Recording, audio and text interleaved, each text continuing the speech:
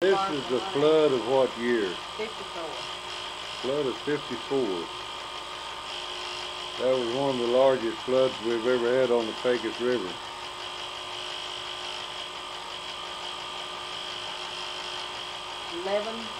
People lost their lives.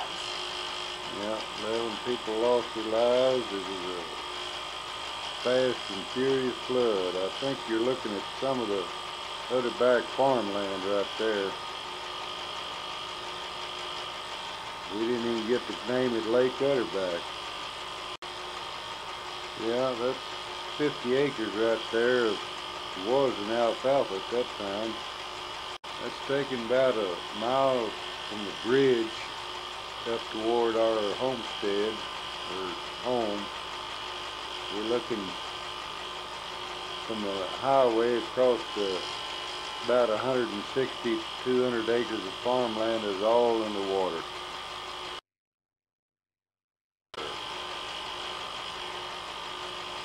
This is looking at from the corner of the highway that goes to go across the bridge, Pecos Bridge. We took the bridge out, completely washed it out, and the approaches and everything.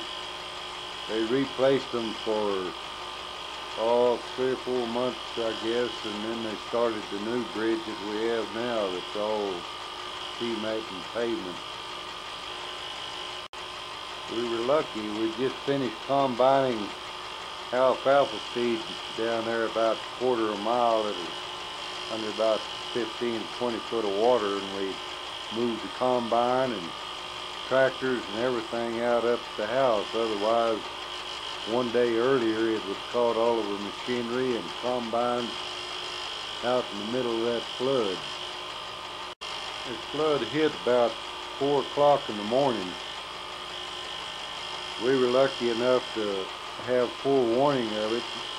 We called Jack and Nita Langneck that lived in Buffalo Valley that there was a big hit of water or flood headed their way, and they got all their personal effects out. The house was about 6 foot deep in the house of water, but they got all their furniture stacked up and personal belongings moved before it got there. This is looking at the Fleece Bridge at what we call Holloway Corner. It came clear up to Holloway's house. That was the main highway that all the Durbus was on. They had to grade it off to even.